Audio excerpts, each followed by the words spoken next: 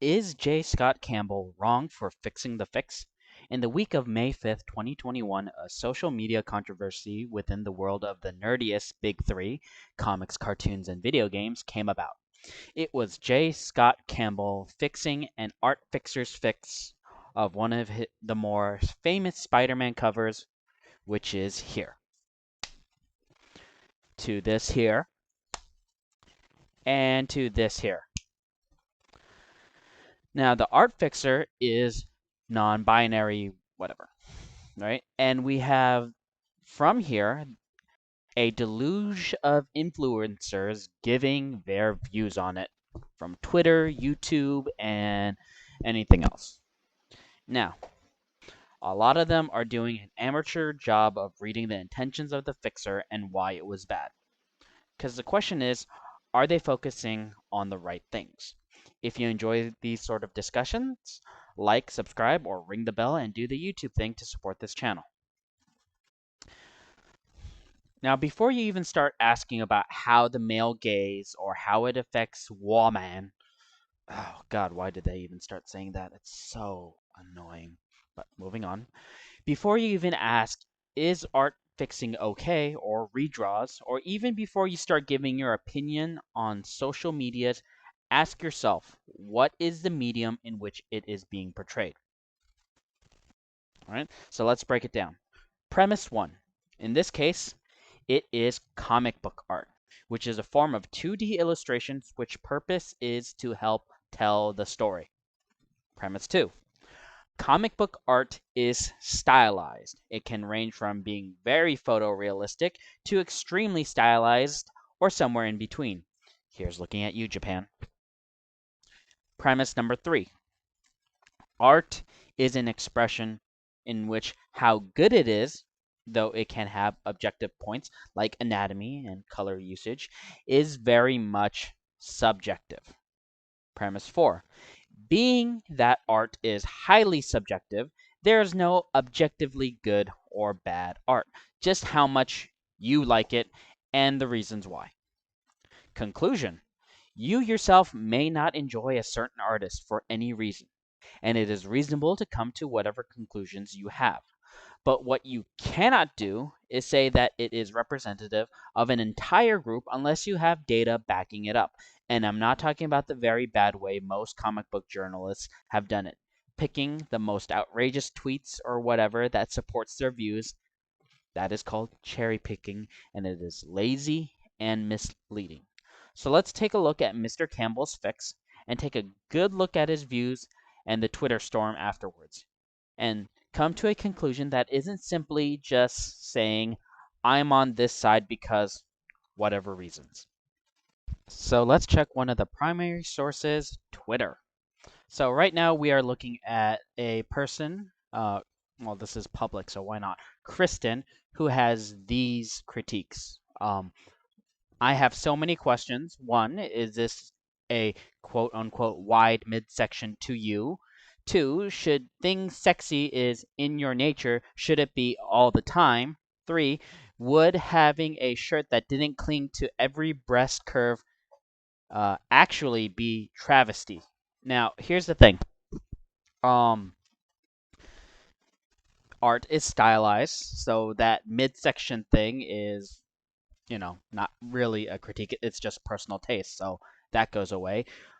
Making things sexy is in your nature. Should it be all the time? If you hadn't noticed, Kristen, under Kristen wrote, comic books have the idealized form in all their heroes and heroines. So, sexy all the time need not be the case in everything, but in comics, it kind of is. And three, would having a shirt that didn't cling to every breast curve actually be a travesty?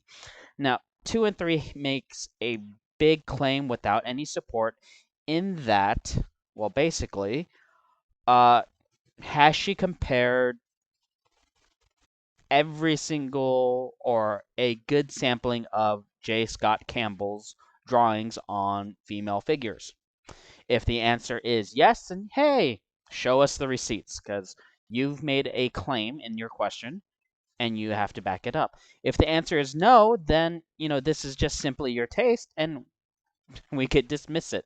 Because as a witty man once said, those that are brought, or what was it? Things that are brought to, or not brought, if it is asserted without any evidence, we can dismiss it without any evidence. So this is a dismissal.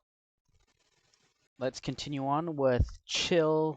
Oh, what's this? Chill C?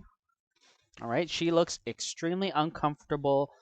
My friends and I may sit like goblins, but we aren't pushing our tits out for the male gaze, you sad troglodyte. Okay, Hell C. It may be true that you may not sit like that, but you completely undermine your view as being the calm, rational one when you start throwing insults. So how about you be more like your name and chill, see? And here's the thing. Right here, it tells us what J. Scott Campbell's inspiration was. Well, I did know one who sat like that all the time, and it was inspiring to me. I thought it was unique, cute, showed ton of personality, yada, yada, yada. So, right there, it's based off his real life experience. He knows people. Just because you may not do that all the time, who knows? You are not representative of everybody. So, again, but as we can see, it doesn't take long for people to go back and forth from it. We even see some guy named Impy going on with what's non-binary's fix. Honestly, Jay, I have an issue with the cover too, probably because when I relax on the couch, I'm never sitting on my knees. I would have her leaning against the couch, blah, blah, blah. But then, again, this shows what's going on. And as we continue to scroll down, we see this, and it's kind of hard to tally up, to be honest. Although if someone wants to take the time to do it, you can. But we can see that there is support in both for and against. But the ones that are against it based off of their personal reasons, and the ones that are for this picture or for the fix actually back some stuff up. There's one in particular that I like, in which someone actually dug up a picture of that same kind of image, but instead of Mary Jane sitting the way she is, it shows, like maybe on the next page or something, that she's sitting in a more comfortable position. Now, here's the thing. When artists, all right, if you are not an artist, right, meaning, or if you have no experience in it, in the drawing of anatomy and that kind of stuff, and you are critiquing people on their anatomy, right, art people, then you better have receipts to back it up. Otherwise, you hold no ground. And the people who are against you know this, right? That is your big problem. And the people who are for it, for the most part, they do clap back. You guys got to stop that. You may think that they're stupid. You may think that they're not doing their research, which is probably true. But they also see the same in you, except, without the receipts. So, in this case, we go back to what the original premises were. This is a stylized form of art.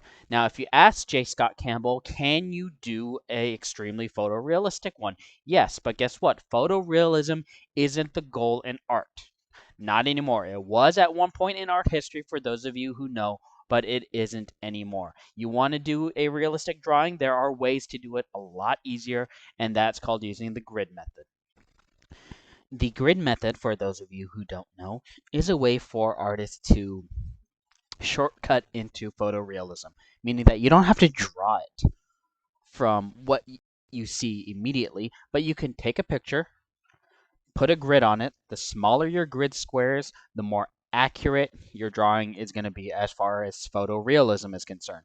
Now, the reason why they do it in year one, or at the beginning of many people who are starting to learn how to do art, because it teaches them how to see the world, right? There's a special way of seeing. For those of you who are in the know, who are usually artists, they know that when you're an artist, you start seeing things differently.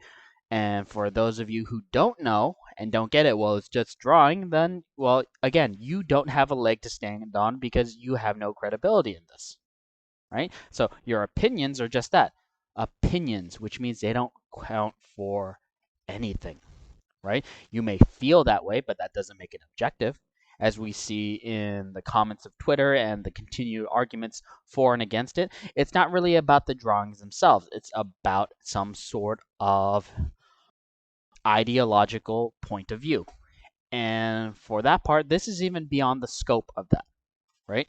If you legitimately have a problem with the male gaze in whatever medium that you have, or trying to show your social cause is something to support, okay? You're not going to get there or fix anything by critiquing something that has happened in the past. Y'all remember the point in The Lion King? The animated one, not the live action one, where Rafiki smacks Simba on the head? Here, let me show you. Here's the clip. Ow! Jeez, what was that for? It doesn't matter. It's in the past. Yeah, but it still hurts. Oh, yes, the past can hurt.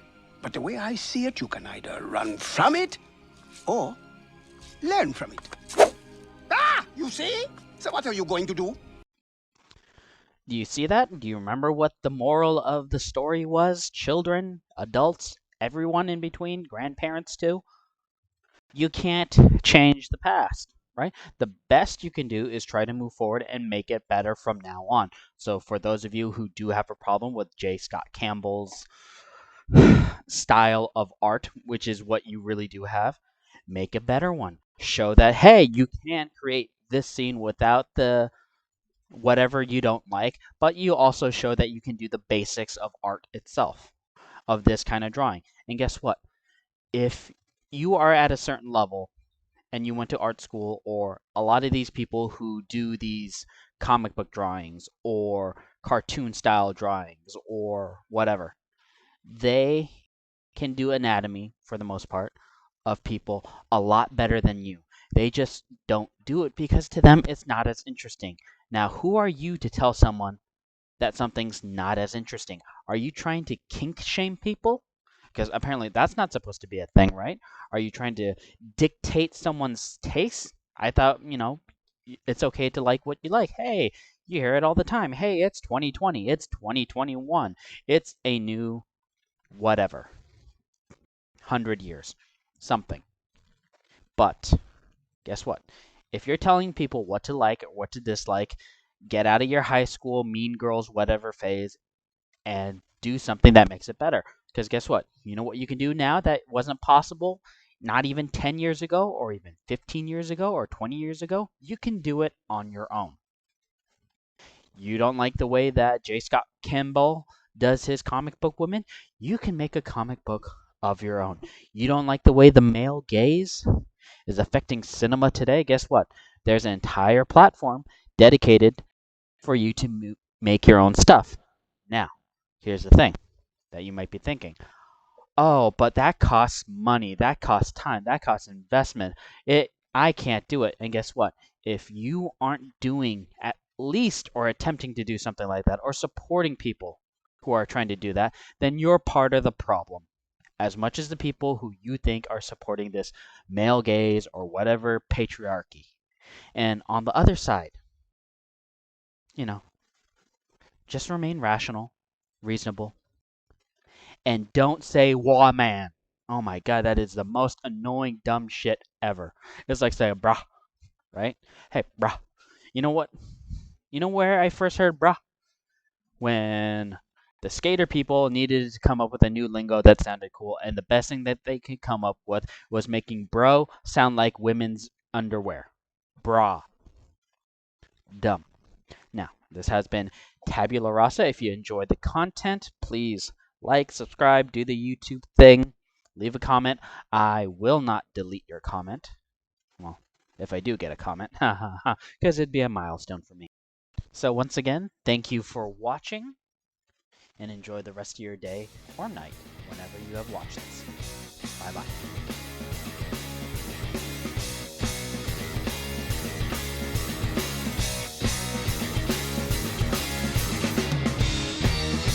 怒らないで当たらないでエミリンこっち向いて話聞いてお願いかき混ぜすぎこぼれちゃうよストローはそんなな噛む代わりに俺のハートどうぞ噛んで睨まないで無視しないでエミリー腹が減ると無口になる毎回雨の日には巻いた髪が広がって機嫌悪いそれはそれでまたもピンチならばこんな天気吹き飛ばしましょう愛だの恋だの面倒くさいけど今度に限って嫌じゃないこの感じエミリンお願いさこっち向いてよ何でもかんでも言いたい放題冷たくされても嫌じゃないこの感じエミリンお願いさそっちじゃないよ